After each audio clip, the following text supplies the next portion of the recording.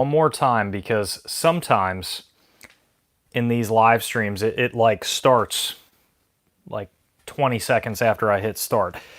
So I'll say it again to make sure it's on there. Hello and welcome to another Firearm Freedom YouTube live stream.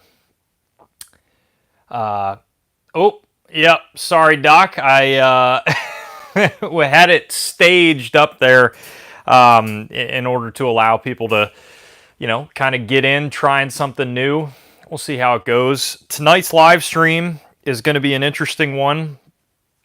And I think I got the dehumidifier turned off. To the person who got super salty in the last live stream that the dehumidifier was on, I'm sorry, man. We're doing it live. We're all human, okay? And the dehumidifier is sometimes on. It's hot, it's humid, it's got to be on. Sometimes I forget, okay? It's part of the live stream now. I may even have to turn it off in this live stream. Who knows? We are going to be talking about credit card companies and guns. My view on that, because I do work in a gun shop, I am pretty familiar with banks as far as card companies go and gun shops, because they are not too kind, and they haven't been for quite some time. I'm going to lower this down a little bit. I'm also going to give you guys just some channel updates here while we're getting everything going. A little bit of housekeeping. I have been doing small question opportunities ahead of time before these live streams. I posted on the community tab here on YouTube and then also on Instagram earlier today, and those are areas that you guys can throw in whatever questions that you have. If they're more in-depth questions, you want me to think about it a little bit before I answer it, that's a great place to do that. So be on the lookout for that on the YouTube community tab. I will try to do those earlier in the day of, or a few days before, so that'll give you guys a chance to get your questions answered. The other reason why I do that is because it allows those of you guys who can't watch these live to hear your questions answered ahead of time. So hopefully some of you guys get some enjoyment out of that. Not sure if this one's going to be longer or shorter. It depends on how many questions you guys have and kind of my thoughts on the situation. You know, we always go down the doomer road a little bit, and I'm sure we will in this one. But I'm going to try to keep it, as warranted as possible. If you guys are looking for a way to support Firearm Freedom, I have been just sending the content out like crazy. We have been posting 3 videos a week for, the past like almost 2 months now.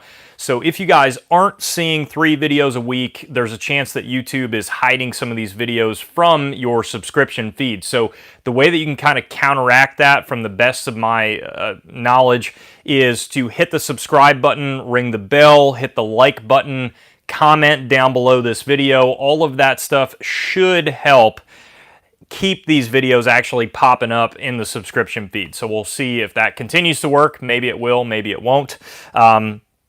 Stay tuned, because we do actually have a brand new channel sponsor starting here in the next week or two. Pretty excited about this one. I hope you guys are as well. So that always is great for the channel. Really helps boost video content, especially when YouTube is just kind of throttling the crap out of the monetization side of things. Aside from that, if you guys would like to support what I do with the channel monetarily with, a purchase, the best way to do that is with the Firearm Freedom merchandise store. It is the first link down in that description. So if you guys want to purchase some shirts, whether they be a little bit edgy or a little bit cool, it's in the first link in the description. I just revamped the store a little bit, so it only has kind of the newer shirts that I just made. There's 8 new designs, but stay tuned. In a few days, I am going to be dropping 3 new shirt designs. One's a little bit spicy, one is hilarious, and I love it, and the other one is just awesome, and I want to wear it quite a bit if it turns out like I think it will. And we also have a brand new sticker that is going to be dropping as well. So stay tuned for that. I'm sure I'll make an update of that in a post on social media or elsewhere. But any of that stuff seriously does help me out. I'm repping in this video my Dangerous Freedom Over Peaceful Slavery shirt that I made with the Garand behind it because, you know, it just looks awesome. So looks like we got quite a few people in here, so I think it's about time to get this freaking topic started. And it is one, you know, that has been going on for quite a bit. I'm going to try to get my freaking mic situated here because it is not liking me tonight. So when it comes to the current situation, we've been seeing now that major credit card companies are recategorizing gun store purchases, right? So if you go to a gun store right now, Visa, MasterCard, American Express, whatever, there's codes that they label that purchase on their own, you know, side of things. Why exactly they have these codes, I couldn't tell you. I don't work for a credit card company. I would imagine it's to just keep everything organized, possibly, you know, address suspicious purchases. I don't know why they would have these codes, but right now it just shows standard, you know, sporting goods or merchandise.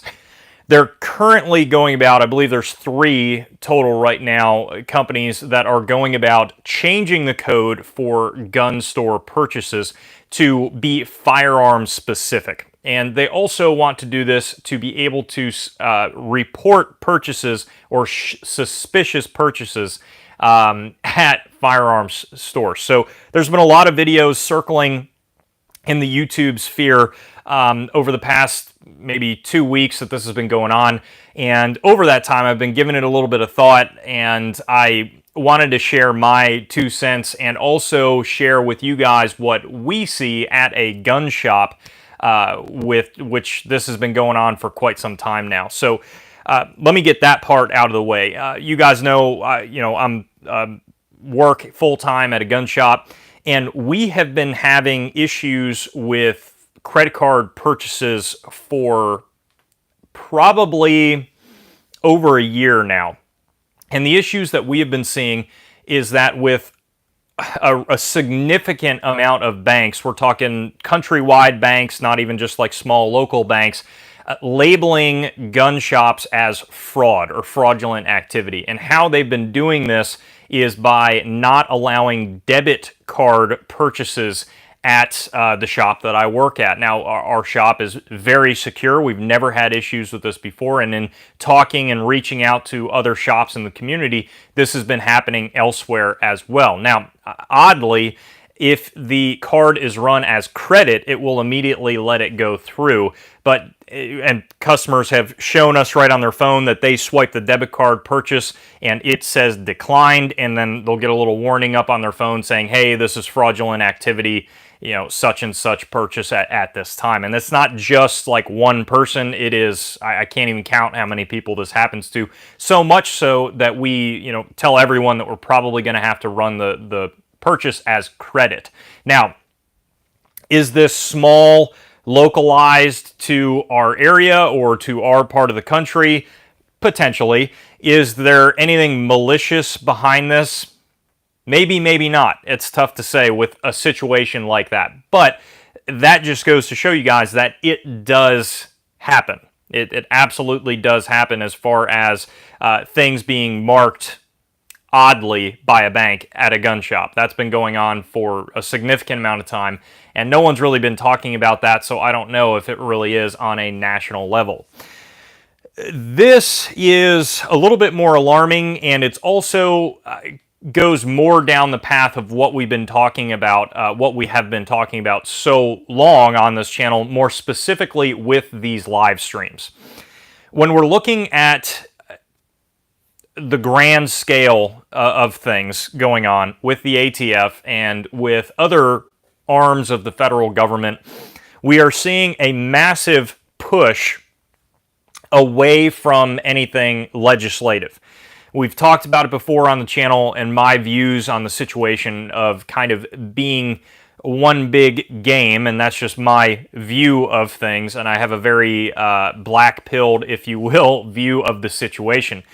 But when we are looking at it, you guys heard me mention in the last live stream my thoughts on the voting situation and donating and writing your reps. Well, this is yet another situation where the opposing force here is playing outside of the rules that we are in to try and control the masses via surveillance in this case, and God knows what in the future. So what these card companies are trying to do is report suspicious purchases. Now, no one has given any sort of definition as to what would be a suspicious purchase, and that's the biggest issue. Nor do I believe they even necessarily have to go that far in depth because of their own company policies and other things. I'm sure there's some privacy agreements, that we probably sign in like an 80,000 page, electronic document when you sign up for your bank. But I highly doubt they're going to tell somebody what is a suspicious purchase. So I can only assume, based off my experience working in the gun industry, what that may look like. I've seen a lot of people talking about thousands and thousands of dollars worth of purchases, but I haven't heard it mentioned a lot, which is what I would view as a concern. Is I could definitely see them, just like they do with multiple sales of a selected amount of days of firearms, is multiple purchases one after another in a 1 week span. So for instance, if you go into a gun shop and it's pay week and you get a bonus or whatever else, and you go, Monday, Wednesday, and Friday, and you spend maybe $1,000 each time, and you're 3,000 total. Well, that's 3,000 total. May not be that big of an issue at all. I don't know, maybe it is. But I think the other problem here, and what a lot of these places do, is they will look at multiple purchases in a quick succession of, say, like a 1 week time and flag it, because they think, wrongfully, that somebody is buying and selling in a certain amount of time. So that's the other concern that I would have with these companies is, are they going to view, a billing statement and see firearm purchase over and over again in a short amount of time, and all of a sudden, cause a concern on their end and report it to the FBI or the ATF or whoever else they're reporting this to. The other thing that you are getting into here, I think, and the quickest way around this is to use cash at gun shops, which I know a lot of folks do. A lot of folks just prefer to use cash at a gun shop, and I totally get it. I understand. The crappy part there is you still are doing a lot of things in a gun shop that has your name on federal paperwork, so whether you want it to be reported or not, it's kind of reported in one way or another, so that sucks. When it comes down to using cash, obviously the big issue comes into play with online gun shops, and that gets into who I think will be affected by something like this the most. Even if nothing happens in the way of, I think right now it's like Visa, MasterCard, and American Express that are jumping on this, so that's takes a bulk of the card companies that people are going to have as far as their individual credit cards. Even if they don't really report a lot and it's not like there's a bunch of people getting arrested, I would imagine the fear across the board that people are going to have, rightfully so, with this is going to seriously impact online-only gun stores. And there are a lot of them out there. There's a lot of folks out there that don't necessarily have a large physical location. They have the location that their FFL is out of. Maybe they do a little bit of shipping, but primarily most of their sales are online. And obviously, you have to use some form of electronic currency to purchase something from those sites. So if I was a primarily online firearms related store right now, I would be very, very, very concerned, especially with how far they would take this. I got news for you guys, and it's very odd because of everything that's going on. Maybe it's not, but the firearms industry as a whole right now is very, very slow. It's surprising. A lot of people come in and they're like, man, I'm surprised everywhere it's not more busy. But this is why you're seeing prices come down across the board. This is why you're seeing ammo prices come down. We've been kind of convinced at the shop that I work at that inflation has a lot to do with it because not a lot of people have the money or the extra money to spend right now. So when you look at online gun stores, again, this could be a huge blow in that area. So I would kind of prepare if I was an online gun store on how to counteract that with other forms of payment if people do not want to use credit card. But this is the other issue that we have in our society today when we've switched over to a lot of electronic currencies.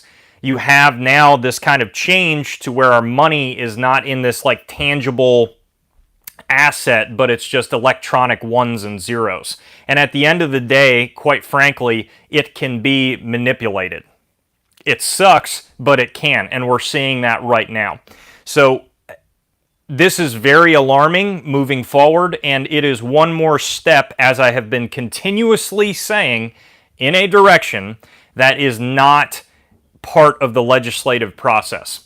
So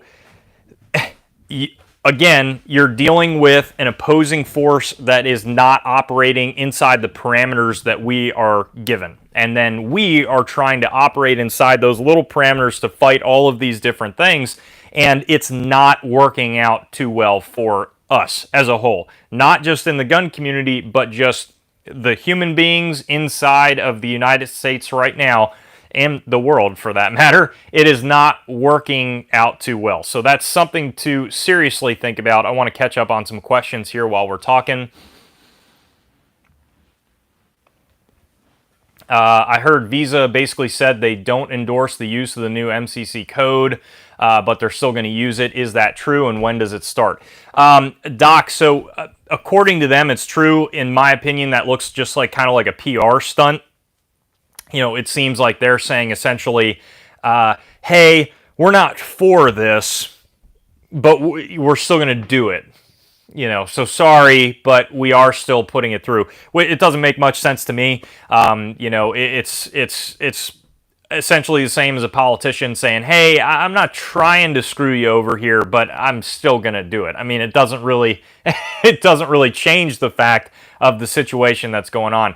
As far as when it's going to go through, I don't know exactly when they are putting this into effect, but that's the other problem is these are all companies, right? So it's not like they're under some sort of like the ATF is under a 120-day guideline that once it's in the register or whatever else that it just has to become law. I mean, this company is making this executive decision. That's what's going on, and you can either use the product or not is essentially the option that they're giving you here. So, you know, there's not really anything we can do, and it's kind of funny, other than of course using cash and these other options. But I think this is worth noting. It is worth noting, once again, that we are going to continue, in my opinion, to see situations like this develop with no recourse. And it's kind of depressingly funny to see how people react to those situations. Because we've been conditioned, this is all opinionated, because we've been conditioned in our mindset to only have this like one answer of like how to fight a situation of, you know, the whole let's vote and write our reps, and that's our one track mind. That's all we got to do. And all of a sudden this situation develops where that doesn't work and there's no option for that. And that's not working. And it's just kind of this like dumbfounded, like, oh, what are we gonna do? And And those situations are going to continue to develop because the opposing forces at work here are getting consistently more and more ingenious with how they are going about this process. And it's happening rapidly. So, it's not just gun-related items, and we've said it before a million times. This is not a political party issue. This is a political problem as a whole. This is a tyrannical, authoritarian government problem as a whole. That's the issue here. So the course moving forward, again, as I've said before, should probably be organization, communication, in figuring out different solutions to problems at hand. Cheaper Than Dirt now offering check or money order purchases that can't be tracked by the new code. Only 150% non-tracking free fee markup per item per round of ammo. Yeah, even if Cheaper Than Dirt is actually doing that, and it's not a meme comment, which if it is a meme comment, that was ingenious. I think a lot more places are going to do that. You are seeing immediately, this happens as well, like Firearm Freedom, my channel, is also on Gab, and it's kind of like an alternative to Facebook and Twitter and Instagram, and I keep that kind of as a backup, so it'll have some of my information. That way, if anything ever happens to one of my accounts, it's there. But when we are looking at Gab for a while, they just started opening up credit card payment to be a Gab Pro member, right? To donate to the account or buy merchandise. But before that, you had to do e-check or money order. And quite frankly, it's just kind of a pain in the butt. And of course, a lot of people will still do that to support a business. But there's a lot of other people that just don't, So that's also, again, going to hurt some of these companies. We've been so accustomed to convenience. We've been accustomed to being able to get something quickly, to pay something quickly, especially on our side of the world. So when you start going into things like, hey, you got to send this money order, it could take a little bit of time. What part of the country is it at? Is the shipping that it's going through actually going to be accurate? These are all things that start coming into play, and people just don't really want to deal with it. So that may be a positive when it comes to local gun shops. That may be a negative for online retail establishments. Does debit transactions get processed with the new merchant code? In theory, it should bypass the Visa MasterCard network using the ATM network. Dave, it very well might. I don't really know anything about that area of all of this, so I don't know. It could not. I'm not familiar with it, but that is a very good point. It's probably something to look into. So I don't know. A lot of you guys out there that are more tech savvy would probably be aware of this situation a little bit more. So yeah, I had some people ask me about the situation. What do I think about it? That's about what I think. Do I think this is going to be stopping anytime soon? No. I think they are going after any possible avenue that is void of the legislative process. And that's kind of this transition that we've been seeing in the past few years. It's been going on for a very, very, very long time, but only the past few years have we seen it excel so rapidly, and they're doing it so successfully. So I would keep your eye out, because more than likely when we're looking at agencies like the ATF, agencies like the FBI, the IRS, and now these credit card companies, they, and I don't mean Democrats with this, I mean they as in they, and you guys know, if you're in the know, who I'm talking about there, they are figuring out ways where the legislative process doesn't matter. And it's kind of incredible in their eyes, because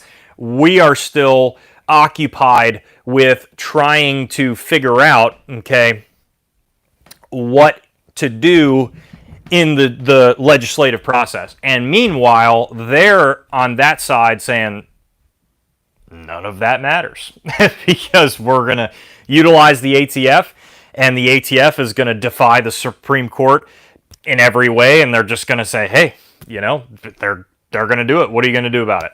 They're going to do it. And that's what they're doing. And you're seeing states now that are defying the Supreme Court, and we'll wait on it. I'm sure it'll be a lengthy, 3-year process, and a bunch of people are going to get arrested and go to jail and lose their rights in the process. And who knows? I'm sure after that will be another 6-year process. And then on top of that, during that time, we will have lost even more. Right, so as you gain a little millimeter at this point, they've already gained 10 feet, and then finally when there's another little millimeter, or maybe we've bounced back a little bit, but we're still right at the same spot, they've gained another little bit, and that's the situation that we're consistently in.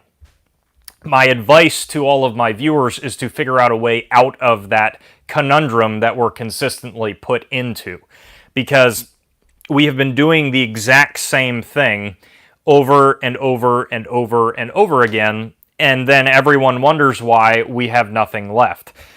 So I would keep in mind getting tangible assets and getting money that you can actually have that is not going to get completely smoked by inflation.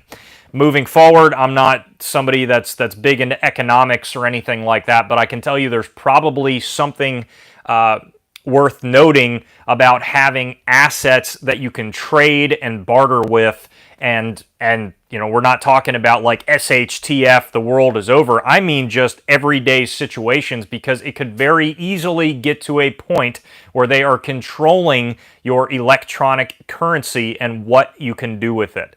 So that it is what it is. If you are taking a big sigh of relief because you have all your money in a bank account right now, you may not want to take too big of a sigh of relief, because that can change rapidly. Again, as I said earlier in this live stream, it is literally electronic ones and zeros. That's that's the situation, right? Electronic numbers. That's what our lives are running off of right now. So if that's all you got, I'm not saying it's not a good idea to have savings in the bank. That obviously it's still a good idea, but my point is that you should have things spread out, and you should have items that are going to hold their value right now, and you should figure out what for yourself in your own life what that is going to be. So this is quickly going downhill, because you're going to see this more and more. That's just the reality. Let me see here, Dave. So I'll do this. That pretty much. I don't know if there's much else to cover in that topic. If you guys have any other questions about that topic, throw them down. I'll answer a few other questions, and if you guys are good, we'll wrap it up. If not, if you want, other talks about other things, we'll do that up. That's how these live streams work. Dave asked, do you think the Micro-Roni, the pistol brace conversion device for Glock, they make them for other pistols as well, will become an ATF target when the pistol brace rule takes into effect? It all is going to come down to the point system, but I would imagine yes. This is the problem, right? As we've just talked about, there's no clear and defined parameters. So your guess is as good as mine. The ATF is saying, but they're not saying, that it's a no-go for large frame pistols. That's essentially what they're trying to get across here. And they leave it so gray and so arbitrary that they can kind of get to that, right? This is an agency that continuously leaves it gray so that when they come to your house and they knock on your door and they say, hey, we show on paper that you have X, Y, or Z product that we've now deemed a felony. You either give us X, Y, or Z product, or we're going to come back with a warrant. The person says, okay, come back with a warrant. I have nothing illegal, right? Then the ATF comes back with a warrant, and they find what you legally purchased and what they maybe kind of said was legal, which is a few braced firearms. And now all of a sudden you're getting hauled off to jail for NFA violations. This is what this agency consistently does. They leave open-ended areas all over the place that no one has answers to, and that allows them to screw you at any point if they want to. It's like the perfect Big Brother thing. So the Roni kit, does it have enough points to meet the system? I don't know. It has a non-adjustable brace on it on most of the models, so is it cool? Is it not? It says it's supposed to. Is it like another stock? I don't know. Completely arbitrary. Does it look like a stock? Who does it look like a stock to? Is it the person that's looking over it that thinks it's a stock? And then on top of that, do you have multiple sighting systems on there? And then also, if it falls under the overall length or the lightest weight, I think it does fall outside of the point system. I truly don't know. It's going to come down to what the individual person looking at it says. If you were to ask me if they were to really crunch down harder on large frame pistols in the very near future, if I would use that gun for, say, defense, I would say no, absolutely not. I would not use that gun under rule of law that we live in right now in any situation that gun could wind up in court. Because I would almost guarantee that if it does, they would find something about it in their open-ended rulings to label you a felon. And that's probably what would end up happening. So at this point, if you want to keep it and take it to the range, plink around with it every once in a while, I doubt you will ever have a problem. Not legal advice, but would I use that gun in that Roni kit for defense of any type? No, I would not. So hopefully that answered your question. I know it's a little bit open-ended there. All right. Okay, I think we got all the questions answered, so I'm going to go ahead and end this live stream now. I don't think there's any point to just ramble on when there's not anything to ramble about. If you guys have any other questions about this live stream topic or anything else on the channel, please throw them down below in the comment section. You guys know I get back to every single one of those. It might take me like a week or two, but I will get back to you after this live stream ends. Within about 5 or 10 minutes, I will have all of the links to where you can support me down in that description, and I seriously do appreciate that support. It means the world to me. If you want to rep the brand that is Firearm Freedom, once again, I can't thank you enough. Guys, thank you so much for watching, and as always, stay tuned for more great videos coming soon.